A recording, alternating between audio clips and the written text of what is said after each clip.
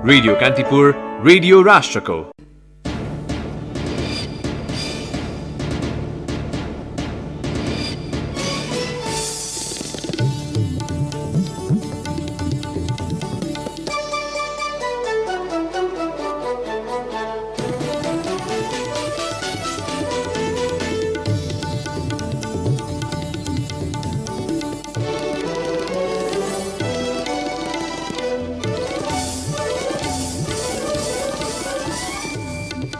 संवैधानिक प्रावधान विपरीत सरकारले नागरिकको अभिव्यक्ति स्वतन्त्रतामाथि नै प्रहार गरेर लोकतन्त्रको उपहास गरेको सरकारवालाको भनाई, पूर्व राजाको समर्थनमा जारी आन्दोलनलाई तत्काल सम्बोधन गर्न आवश्यक रहेको टिप्पणी। पछिल्लो 24 घण्टामा थप 1343 जनामा कोरोना संक्रमण पुष्टि, कोरोना बीमाको दाबी भुक्तानी 3 दिनभित्र गर्न बीमा समितिलाई अर्थ मन्त्रालयको निर्देशन। रुकुम पूर्व र पश्चिमका प्राय सबैजसो ठाउँमा सडक पुगे पनि पुल पुलेसा नबन्दा सर्वसाधारण भने शास्ति भोग्न बाध्य। प्रमुख राजमार्ग र नदी, ठूला नदीमा समेत पुल नहुँदा वर्षामा यात्रा झनै कष्टपूर्ण। चीनको पश्चिमी सिन्जियाङ क्षेत्र स्थित अर्ध सैनिक संगठनले उत्पादन गरेको कपास आयातमा अमेरिकाद्वारा प्रतिबन्ध। अन्तरिक्ष यान च्याङ्ग ई5 ले चन्द्रमाको सतहबाट रंगीन तस्बिर पठाएको चीनको भनाई। र कोरोना संक्रमणका कारण भौतिक पूर्वाधारको काम समयमा सम्पन्न हुन नसक्ने भएपछि 9 राष्ट्रिय खेलकुद प्रतियोगिता फागुनमा नहुने, नयाँ खेल तालिका चाँडै सार्वजनिक गर्ने राखेपको भनाई। नमस्कार, कान्तिपुर डायरीबाट साथी सुरज अनि तेजेन्द्रको समाचार अब विस्तारमा। सुरुमा कान्तिपुर सविस्तार। कान्तिपुर सविस्तार। पछिल्लो समय नागरिक स्वतन्त्रतामाथि सरकारी पक्षबाट धावा बोल्न थालिएकोमा चिन्ता र चासो व्यक्त हुन थालेका छन्। संविधान प्रदत्त अधिकारलाई समेत विभिन्न बहानामा कुण्ठित गर्न खोजिनु आश्चर्यजनक भएको अधिकार कर्मीहरू बताउँछन्। राजतन्त्र र हिन्दुत्वको मागसहित थालिएको प्रदर्शन विरुद्ध लक्षित भए पनि यसले नागरिक अधिकारको हनन गर्ने र कालान्तरमा सरकारकै लागि पनि प्रत्युत्पादक हुने आकलन विश्लेषकहरूको छ। केही दिनदेखि विभिन्न संघ संस्थाले देशभरि राजतन्त्रको पक्षमा गरेको प्रदर्शन रोक्न गृह मन्त्रालयले निर्देशन जारी गरेको छ। यो एउटा पछिल्लो प्रतिनिधि घटना मात्रै हो। वर्तमान सरकारका कुनै पनि गतिविधिका विरुद्धमा आउने समाचार, अभिव्यक्ति, गीत, सृजना तथा सामाजिक सञ्जालमा प्रकाशन हुने विचारमा सरकारले प्रत्यक्ष निगरानी बढाउने गरेको छ। राजनैतिक विश्लेषक लोकराज बराल जनताले बलिदानी दिएर ल्याएको गणतन्त्रले जनतामाथि नै कुठाराघात गर्नु दुःखको विषय भएको तर्क गर्छन्। यो दलीय सरकारै होइन, ओलीवाद हो यो। अरू आफ्नो पार्टीको लागि अहिले घुमाइरहेको एउटा केही संस्थागत केही निर्णय गर्न सक्दैन पार्टीले। एकातिर पार्टीको असफलता, अरू कुरा प्रतिपक्ष पनि कमजोर, डेलिभरी गर्न नसकेको, जनताको न्यूनतम आकांक्षा पनि पूरा गर्न ध्यान नदिएको, अहिलेको यो सरकारको जुन अकर्मण्यता छ, टोटल असफलता जुन छ, उतातिर केही छैन अनि यतिर सरकार टोटल असफल छ। जनआकांक्षा विपरीत सरकार चल्न थालेपछि सडकमा आउनु नागरिकको रहर होइन, बाध्यता हो। तर यसरी जनता सडकमा निस्कदा गणतन्त्र थप कमजोर भएको तर्क सरकारको छ। गत असार काठमाडौँ लगायत देशका विभिन्न स्थानमा प्रधानमन्त्री केपी शर्मा ओलीको समर्थनमा प्रदर्शन भयो। त्यसमा सरकारले चुसम्म बोलेन। जनतालाई पनि पक्ष र विपक्षमा ओह्राल्न खप्पिस राजनैतिक नेतृत्व आफूलाई सघाए ठिक र विरोध गरे तह लगाउने मनस्थितिमा छ। नागरिकलाई कसैलाई काखा र कसैलाई पाखा गर्नु कानून संगत नहुने भन्छन् कानूनविद विपिन अधिकारी। सबै किसिमका राजनैतिक समूहलाई समान व्यवहार या समानताको व्यवहार गर्न नसक्दाको परिणाम चाहिँ के हुन्छ भने जुन वाक तथा अभिव्यक्तिको स्वतन्त्रताको प्रयोग चाहिँ समान रूपमा हुन सक्दैन। अहिलेको परिस्थिति के हो भने हरेक पार्टीले आफ्ना लागि राजनैतिक मञ्चको निर्माण गर्न खोजिरहेको छ। प्रधानमन्त्रीको समर्थनमा जुलुस निस्किएको छ अनि अन्य पक्षले निकाल्न सक्दैन भन्नु यो नै एउटा कुतर्क हुन्छ। अनि दोस्रो कुरो के हो भने यदि मापदण्डमा आधारित छ भने समान व्यवहार हुनु पर्यो। अहिलेका प्रक्रियाहरूले लोकतान्त्रिक अभ्यासहरूलाई नराम्रोसँग असर गर्न सक्छ। स्वतन्त्र बोल्न लेख्न पाउने अधिकारमाथि बढ्दो सरकारी हस्तक्षेपका विरुद्धमा स्वयं सत्तारूढ दलका नेताहरू पनि त्यसको विरोध गर्छन्। नागरिकहरूमाथि भरिएका कुण्ठा सडकमा आएर पुग्दा हामीलाई सच्चिने मौका मिल्ने बताउने नेकपा नेता ठाकुर घैरे अभिव्यक्ति स्वतन्त्रता रोक्ने अधिकार कतै नभएको तर्क गर्छन्। संविधानको रक्षा गर्नु, यो व्यवस्थाको रक्षा गर्नु सरकारको मुख्य काम हो। त्यस पछाडि गएर भ्रष्टाचारका विरुद्धमा, कमिसनका विरुद्धमा मा अथवा चाहिँ सुशासन हुनु पर्यो, पारदर्शिता हुनु पर्यो, अनि सरकारले जनताका चाहिँ समस्याहरूलाई बुझ्नु पर्यो, समस्या समाधान गर्नु पर्यो भनेर चाहिँ नि आउने आवाजहरू चाहिँ सम्मान योग्य छन् र ती चिजहरूले चाहिँ अगाडि जान पाउनु पर्यो। नेकपा अर्का नेता रामकुमारी झाँक्री जनताप्रति पार्टी भन्दा सरकार बढी उत्तरदायी हुने बताउँछिन्। सरकार सञ्चालन गर्ने व्यक्ति जिम्मेवार हुन नसक्दा पछिल्लो समय जनताले अभिव्यक्ति स्वतन्त्रताको महसुस गर्न नसकेको उनको दाबी छ। तपाईले सरकार चलाएको बखत जनतालाई किन सीमित गर्नुहुन्छ भन्ने कुरा सरकारका माथि प्रश्न गर्न पर्यो, यहाँ दलका माथि प्रश्न होइन। अनि अर्को कुरा, पुल उद्घाटन गर्न अर्को पार्टीको वरिष्ठ नेता गइरहेको ठाउँमा निषेधाज्ञा जारी गरेर गिरफ्तार गर्ने भन्ने कुरा चाहिँ रामचन्द्र पौडेललाई नै निषेध गर्नका लागि लागेको निषेधाज्ञा हो भन्ने कुरा प्रष्ट बुझिन्छ। यता मानवाधिकार कर्मी तथा अधिवक्ता बद्री भूषालले सरकारले नागरिकको अभिव्यक्ति स्वतन्त्रता मात्रै होइन मानवाधिकारको पनि रक्षा गर्न नसकेको दावी गर्छन्। वर्तमान सरकार आफ्ना बारेमा कुनै पनि अवगुण सुन्न नचाहने प्रविधि पालेर बसेको उनको तर्क छ। मानवाधिकार आयोग, महिला आयोग होस्, दलित आयोगहरू होस् कि थुप्रै आयोगहरूमा चाहिँ पदाधिकारी नियुक्ति गर्न सकेका छैन। समग्रमा संवैधानिक आयोग अलमोस्ट चाहिँ खाली छन्। तिनीहरूलाई नियुक्ति गर्ने सरकारले चाहँदैन। तिनीहरूका प्रतिवेदन रिपोर्ट भनाइहरू चाहिँ सरकारको विपक्षमा आउँछन् भन्ने कुरा बुझेर नै यी आयोगहरू चाहिँ गठन भएका हुन्। समग्रमा जनताको भोइस बोलिदिने नेपालको कुनै पनि इन्स्टिट्युसनहरूलाई चाहिँ सरकारले प्यारालाइज गरेको छ। यो सरकारको अप्रोच, यो मानवाधिकार मैत्री, कानुनी शासन मैत्री छैन, नेपाली जनताको पक्षमा पनि छैन। सत्ताको चरित्र के हो भने ऊ आफ्नो विरोधी देखिछन्, तर विरोधीलाई आफ्नो बनाउनका लागि सत्कर्म कम र डर तरास र धाक धम्कीको भाषा पछिल्लो समय सरकारले बोल्न थालेको छ। कुनै पनि शासन व्यवस्थाको खराब पक्षले गर्दा अर्को व्यवस्थाको आवश्यकता बोध नागरिकले गर्ने हुन्। अहिले भएको प्रदर्शनले पनि त्यहीको संकेत गरेको छ। आफू सच्चिन तयार नहुने तर दोषती जनताको टाउकोमा थुपार्ने सत्ताको चरित्र लोकतान्त्रिकता कुनै कोणबाट छैन, बरु अधिनायकवादी छ। रेडियो कान्तिपुरका लागि सन्तोष गन्धर्व। कान्तिपुर सविस्ता। राजतन्त्र र हिन्दुत्वको मागसहित मुलुकका विभिन्न स्थानमा प्रदर्शन हुन थालेपछि त्यसलाई गणतन्त्रको विकल्पका बारेमा नागरिकको चासोको रूपमा पनि अर्थ्याउन सुरु भएको छ। तर जनआकांक्षा सम्बोधनमा सत्तासीनहरूको असफलता भनेको गणतन्त्रको असफलता किमार्थ होइन। नागरिक चाहना सम्बोधन नहुने स्थितिको अन्त्य नभएसम्म यस्ता जुलुसमा सहभागी हुनेहरूको संख्या बढी नै रहन्छ। त्यसैले पछिल्लो नागरिक आक्रोशलाई गणतन्त्रका संवाहकहरूले बेलैमा आफूलाई सुधार्ने मौकाका रूपमा ग्रहण गर्दै अघि बढ्नु नै श्रेयस्कर हुने देखिन्छ। एक टिप्पणी। प्रकृतिको नियम नै के हो भने जे कुरालाई पनि आवश्यकता भन्दा बढी दबाइए त्यो विस्फोट हुन्छ। पछिल्लो समय हिन्दू राज्यको माग गर्दै पूर्व राजाको पक्षमा भइरहेका प्रदर्शनहरूमा पनि सरकार कठोर हुने संकेत गर्दैछ। यसले अहिलेको व्यवस्था विरुद्ध सल्बलाएकाहरूलाई थप बल पुग्नेमा कुनै शंका छैन। केही स्थानमा केही हजारको जुलुस निस्किँदैमा गणतन्त्र समाप्त भएर मुलुक पुनः राजतन्त्रमा नै फर्किन्छ त? व्यवस्था त्यति सजिलै र सहजै परिवर्तन हुने होइन। तर शासकहरूको मनोबल यति कमजोर भइसक्यो कि आफू विरुद्ध कोही संगठित भइहाले उनीहरूको बेचैनी शुरू हुन्छ।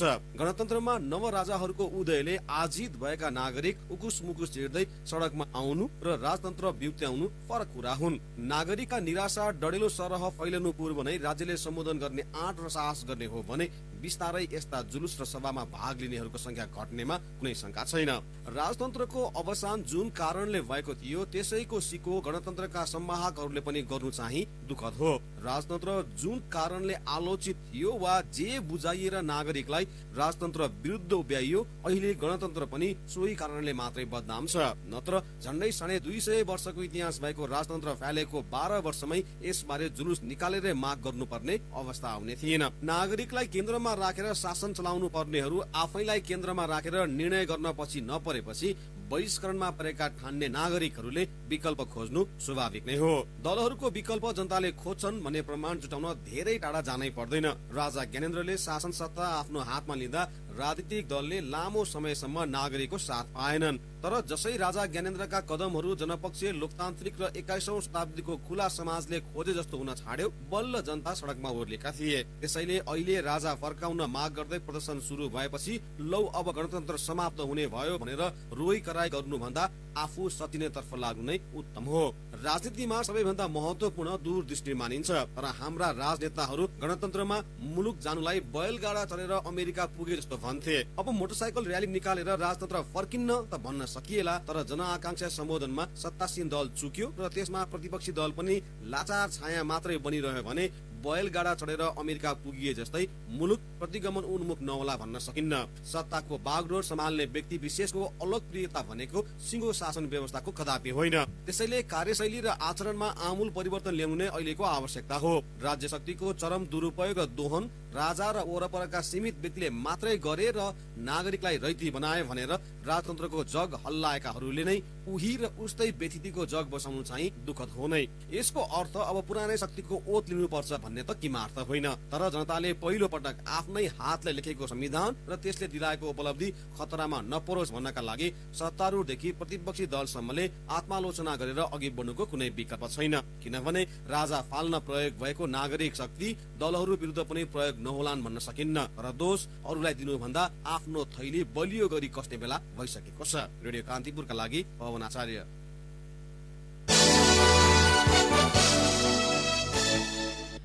बीमा समितिबाट जारी भएका कोरोना बीमा लेख बमोजिमको दावी गरेका बिमितको बीमाङ्क रकम 3 दिनभित्र भुक्तानी गर्दा अर्थ मन्त्रालयले निर्देशन दिएको छ।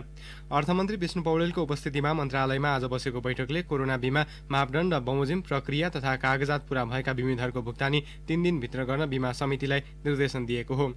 यसको जानकारी दैनिक रूपमा मन्त्रालयमा गराउन पनि मन्त्रालयले समितिलाई निर्देशन दिएको छ। कोरोना बीमा रकम 7 दिनभित्र उपलब्ध गराउन कार्तिक 18 गते दिएको निर्देशन पालना नभएको पाइएपछि सरकारले बीमा भुक्तानीमा थप कडाई गरेको हो। मन्त्रालयका उपसचिव गोविन्द प्रसाद सुवेदीले आज एक विज्ञप्ति जारी गर्दै प्रमाणीकरण गर्न बाँकी रहेका बिमितहरूको यथाशीघ्र प्रमाणीकरण गरी भुक्तानी दिने व्यवस्था मिलाउन निर्देशन दिएको जानकारी दिनुभयो। कोरोना बीमा दावी भुक्तानी सम्बन्धमा विभिन्न बीमा कम्पनीबाट प्राप्त दावी भुक्तानीमा देखिएको समस्या र कुन कुन कम्पनीमा कति संख्यामा दावी परेको सोको सम्पूर्ण विवरण मन्त्रालयमा पठाउन भनेको छ। भुक्तानी बाँकी रहेका बिमितहरूको विस्तृत विवरण र समस्या समाधानका लागि समितिबाट भएका प्रयास र मन्त्रालयबाट सहजीकरणका लागि गर्नुपर्ने पहलबारे पनि जानकारी गराउन मन्त्रालयले निर्देशन दिएको छ। यस्तै मन्त्रालयले कोरोना बीमाको हालसम्मको दावी संख्या, कागजात पूरा भएका बिमितको संख्या, प्रमाणीकरणका लागि स्वास्थ्य सेवा विभागमा पठाएको संख्या, प्रमाणीकरण नभएका तथा नक्कली दावीको विवरण, दावी भुक्तानीको विवरण, सबै कागजात पूरा भई भुक्तानी गर्न बाँकी रहेका विवरण मन्त्रालयमा पेश गर्न भनेको छ। नेपालमा पछिल्लो 24 घण्टामा थप 1343 जनामा कोरोना संक्रमण पुष्टि भएको छ। आज थपिएका नयाँ संक्रमित सँगै नेपालमा कोरोना संक्रमितको कुल संख्या 2,37,589 पुगेको छ। स्वास्थ्य तथा जनसङ्ख्या मन्त्रालयका अनुसार काठमाडौँ उपत्यकामा थप 561 जनामा कोरोना संक्रमण पुष्टि भएको छ, जसमध्ये काठमाडौँमा 455, भक्तपुरमा 26 र ललितपुरमा 80 जना छन्। पछिल्लो 24 घण्टामा जम्मा 9,289 PCR परीक्षण भएको मन्त्रालयले उल्लेख गरेको छ। पछिल्लो 24 घण्टामा 2,111 जना कोरोना मुक्त भएर डिस्चार्ज भएका छन्। यसअघि हालसम्म कोरोना संक्रमण मुक्त हुनेको संख्या 2,20,272 जना पुगेको छ। मुलुकभर सक्रिय संक्रमितको संख्या घटेर 15,766 मा झरेको छ। पछिल्लो 24 घण्टामा नेपालमा थप 13 जनाको कोरोना संक्रमणबाट मृत्यु भएको स्वास्थ्य तथा जनसङ्ख्या मन्त्रालयले जनाएको छ। यसअघि नेपालमा कोरोना संक्रमणबाट मृत्यु हुनेको संख्या 1,551 पुगेको छ। कान्तिपुर डायरीमा अब ब्रेकको पालो। कान्तिपुर डायरीमा अब बाँकी प्रसङ्ग। राजनीतिक तथा प्रशासनिक उच्च ओहदामा उपस्थिति न्यून हुँदा आफ्नो मुद्दाको सुनवाई नहुने गरेको अपाङ्गता भएका व्यक्तिहरूको गुनासो छ। कानुनी अधिकार पाए पनि नीति बनाउने थलोमा पहुँच नहुँदा आफूहरू पीडामा परेको उनीहरूको गुनासो छ। सङ्घ, प्रदेश र स्थानीय तहको निर्वाचनमा अपाङ्गता भएका व्यक्तिको सहभागिता बढे पनि जनसङ्ख्याको अनुपातमा प्रतिनिधित्व भने हुन सकेको छैन, जसका कारण नीति निर्माण र कार्यान्वयन तहमा राजनीतिक दलहरू मार्फत जानुपर्ने हुँदा प्रतिनिधित्व बढ्न कठिन भएको नेपाल अपाङ्ग महिला सङ्घका अध्यक्ष टीका दाहालले बताउनुभयो। राज्यले अपाङ्गता भएका व्यक्तिको सुरक्षामा विशेष ध्यान दिनुपर्ने अध्यक्ष दाहालको भनाइ छ। अपाङ्गता भएका व्यक्तिको अधिकार सम्बन्धी ऐन 2074ले शारीरिक, दृष्टि, सुनवाई लगायतका विभिन्न अपाङ्गतालाई 10 वर्गमा विभाजन गरेको छ। यसैबीच हरेक तह र तबकामा आफ्नो समान सहभागिताको मागसहित नेपालमा आज 29औं र अन्तर्राष्ट्रिय अपाङ्गता दिवस मनाइएको छ। भान्सामा मसलाका रूपमा प्रयोग हुने तेजपत्ताबाट झापामा तेल उत्पादन सुरु गरिएको छ। काँकडभिट्टाको महेन्द्रद्वार सहकारी संस्थाले मेचीनगर 8 जोरसिमल नजिकै 8 बिघा क्षेत्रफलमा तेजपत्ता प्रशोधन केन्द्र बनाई तेल उत्पादन थालेको हो। प्रदेश एक सरकारको भूमि व्यवस्था, कृषि तथा सहकारी मन्त्रालयको 72 लाख रुपियाँ आर्थिक सहयोगमा प्रशोधन केन्द्र बनाई तेल उत्पादन सुरु गरिएको सहकारीका अध्यक्ष राजु दाहालले बताउनुभयो। नेपालको महाभारत पर्वतीय श्रृङ्खलामा तेजपत्ताको उत्पादन अत्यधिक पाइन्छ। झापामा उत्पादित तेजपत्ता सस्तो मूल्यमा तुलनामा भारतीय व्यापारी समूहले किसानका बारीबाटै किनेर लैजाने गरेका छन्। हरियो तेजपत्ता प्रति क्विन्टल 1500 र सुक्खा तेजपत्ता प्रति किलो 40 रुपियाँमा बिक्री भइरहेको छ। झापामै कारखाना खोलेकाले किसानका सबै उत्पादन खरिद गरी तेल उत्पादनमा प्रयोग गर्ने सहकारीको योजना रहेको अध्यक्ष दाहालले सुनाउनुभयो। उत्पादित तेल भारत तथा तेस्रो देश निकासी गर्ने योजना सहकारीको छ। विश्व बजारमा तेजपत्ताबाट उत्पादित तेलको मूल्य प्रति लिटर 25 देखि 30 डलर छ भने भारतीय बजारमा प्रति लिटर 5000 भारतीय रुपियाँसम्ममा बिक्री हुने गरेको छ।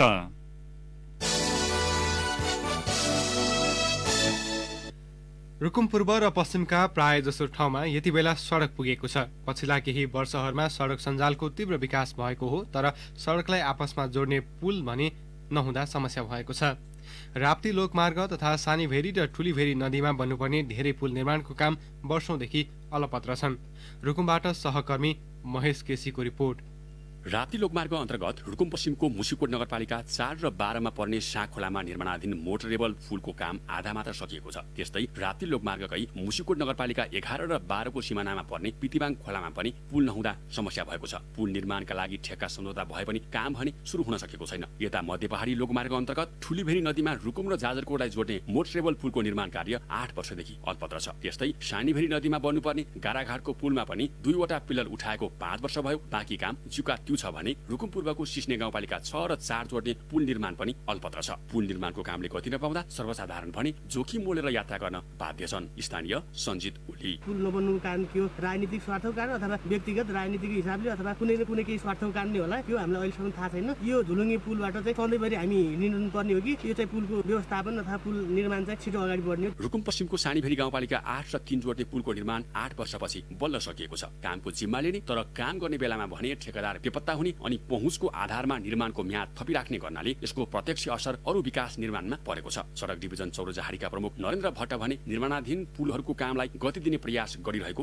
दावी गर्नुहुन्छ। सम्पन्न हुने पुलहरू पनि छन् र केही निर्माण व्यवसायको लापरवाहीको कारणले गर्दाखेरि ढिलो भएका पुलहरू पनि छन्। कारबाही स्वरूप हामीले पत्रिकामा कालो सूचीमा राख्ने चेतावनी सहित उहाँहरूलाई चाहिँ छिटोभन्दा छिटो सम्पर्कमा आउने काम गर्ने सूचना दिएर पत्रिकामा समेत हामी प्रकाशन गरेका छौँ। उहाँहरू सम्पर्कमा आउनु भएको छ। मलाई लाग्छ अब केही दिन लगत ती पुलहरूमा जस्तै पितिबाङ खोला पुल, गाराघाट पुल, मेघा पुल, यी सबै पुलहरूमा निर्माण व्यवसाय मोबिलाइज पनि हुन्छन्, काम सुरु गर्छन्। यदि गर्नु भएन भनेदेखि अब हाम्रो सार्वजनिक खरिद नियमावलीमा भएको दफा अनुसार कार्यालयले कारबाही पनि गर्छ। पर्याप्त अनुगमनको कमी र दोषीमाथि कारबाही नहुने प्रवृत्तिले वर्षौंदेखि अल्पत्र यी आयोजनाहरूमा ठेकेदारकै मन परी छ। पुल नहुँदा सर्वसाधारणले शास्ति त बेहोरेका छन् नै, सँगसँगै सडक पुगेपछि पनि लिनुपर्ने लाभ समेत उनीहरूले लिन पाएका छैनन्। पुल निर्माणको जिम्मा लिएर तोकिएको अवधिमा काम पूरा नगरी अल्पत्र छोड्नेलाई के कारबाही हुन्छ त? रुकुम पश्चिमका प्रमुख जिल्ला अधिकारी बद्रीनाथ गैरे बाटो पुल लगायतका केही विकास निर्माणका कामहरू अगाडि बढी नरहेको जुन अवस्था छ, छिटै सम्बन्धित कार्यालय आयोजना र निर्माण व्यवसायहरूलाई राखेर संयुक्त बैठक मार्फत चाहिँ समन्वय सहजीकरण गर्ने, केही समस्याहरू देखिएका भए त्यसलाई सहजीकरण गर्ने र निर्माण व्यवसायहरूलाई तत्काल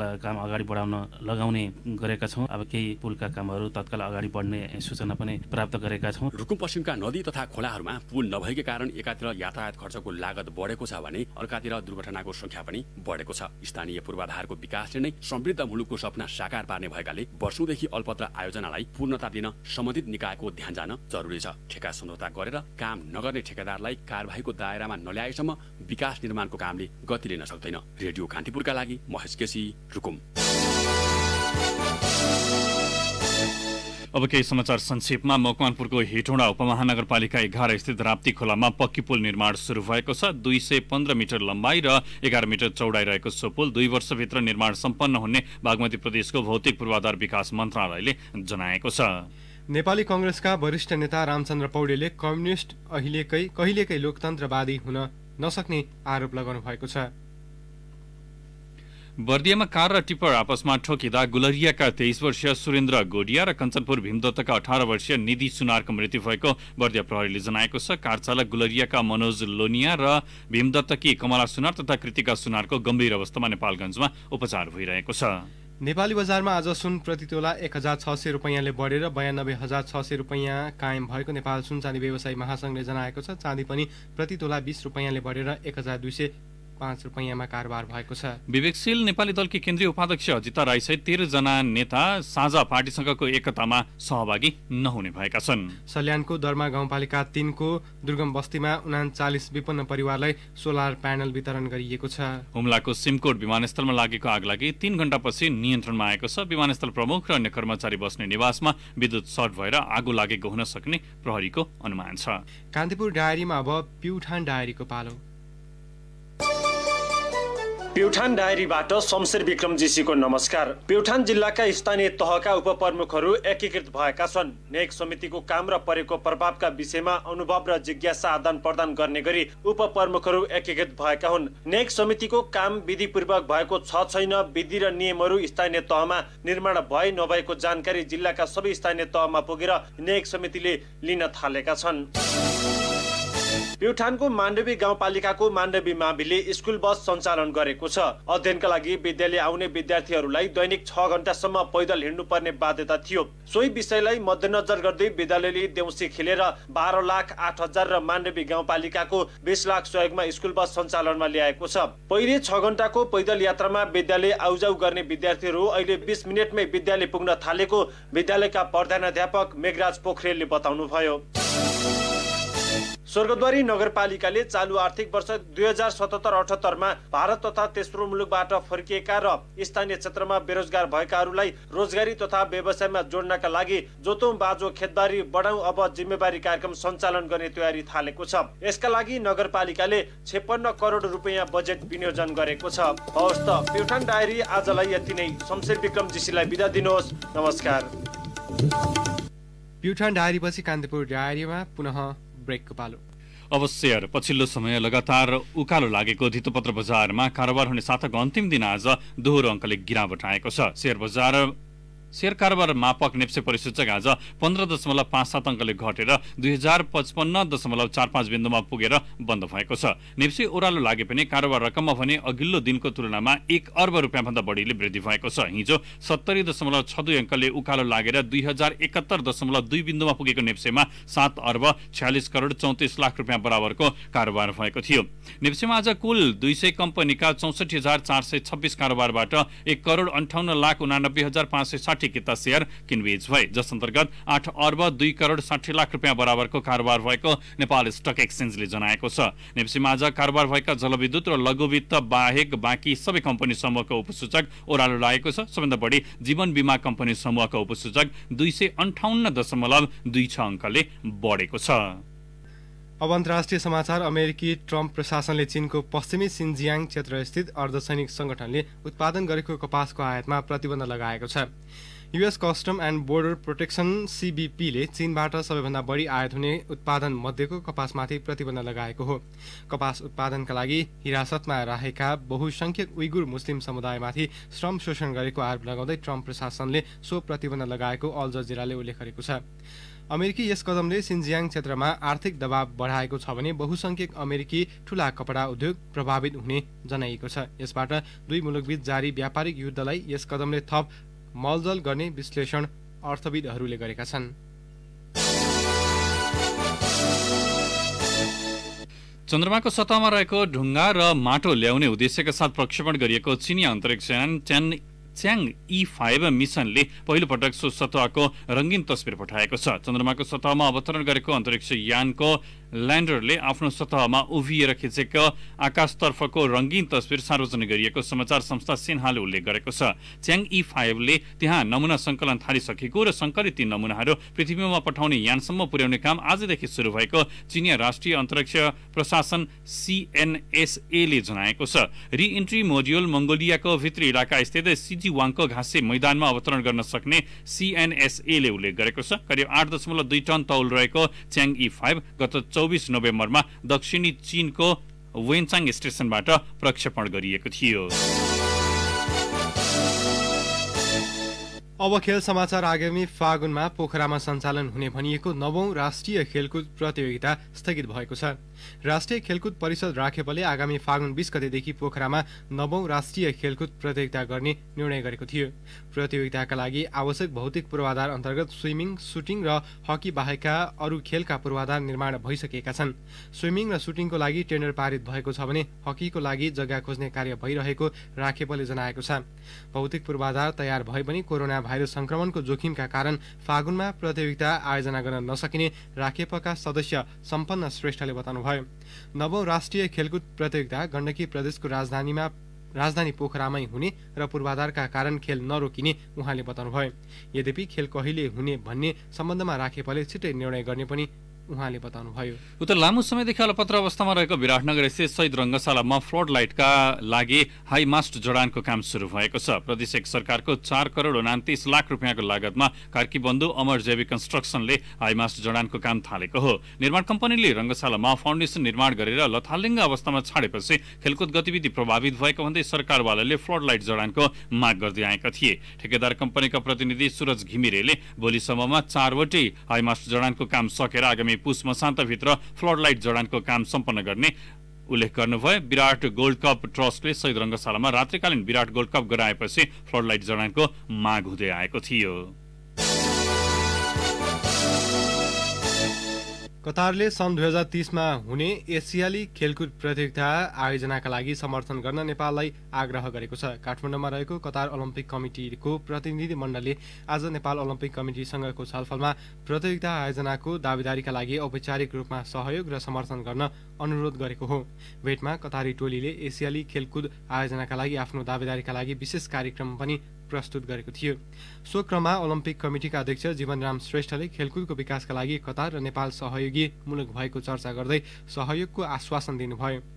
भेटमा कतार ओलम्पिक कमिटीका महासचिव जेए अल्बुइनले नेपाल आउन पाउँदा खुसी लागेको बताउँदै सहयोगको अपेक्षा गर्नुभएको थियो। न्युजिल्यान्डले वेस्ट इन्डिज विरुद्धको पहिलो टेस्ट क्रिकेटमा गतिलो सुरुवात गरेको छ। ह्यामिल्टनमा पहिला ब्याटिङ गरेको किविज टोलीले पहिलो दिनको खेलको समाप्तिमा 2 विकेट गुमाएर 243 रन बनाएको छ। 14 रन जोड्दा विल योङलाई 5 रनमा गुमाएको न्युजिल्यान्डको इनिङ्स क्याप्टेन केन विलियमसन र टम लाथमले उकासेका थिए। लाथम 86 रनमा आउट हुँदा विलियमसन 97 रनमा नट आउट छन्। उनलाई रोस टेलरले 31 रनमा साथ दिइरहेका छन्। केमरोज र सानन ग्राभरियलले एक विकेट लिएका छन्। न्युजिल्यान्ड भ्रमणमा रहेको वेस्ट इन्डिजले 2 म्याचको टेस्ट सिरिज खेल्नेछ। यसअघिको 3 म्याचको 2020 सिरिज भने घरेलु टोली न्युजिल्यान्डले 2-0 ले जितेको थियो। भारतीय क्रिकेट कन्ट्रोल बोर्ड बीसीसीआईले इन्डियन प्रिमियर लिग आइपीएल क्रिकेटमा थप 2 टोलीलाई समावेश गर्ने तयारी गरेको छ। सन् 2008 मा सुरु भएको आइपीएलमा अहिले पनि सोही फर्मेट अनुसार खेलहरू सञ्चालन भइरहेको भन्दै आलोचना हुन थालेपछि बीसीसीआईले बढीमा 2वटा टोली थप गर्दै कुल संख्या 10 पुर्याउने तयारी गरेको हो। सन् 2011 मा भएको आइपीएलमा 10 टोली सहभागी थिए। कुल 94 वटा खेल भएका थिए। बोर्डका अध्यक्ष सौरभ गाङ्गुलीले बीसीसीको आसन्न साधारण सभाबाट आइपीएलमा सहभागी हुने टोलीबारे टुङ्गो लगाउने तयारी गरेको बताएका छन्। सन् 2021 मा सहभागी पुणे वरियर्स र कोची टस्कर्सलाई सन् 2021 देखिको आइपीएलमा समावेश गराउने तयारी बीसीसीआईको छ।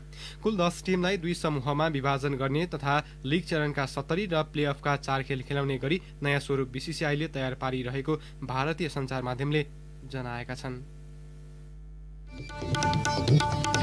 हवस् त कान्तिपुर डायरी अहिले यहीँ सकिन्छ। सुरज र तेजेन्द्र बिदा हुन्छौँ। नमस्कार।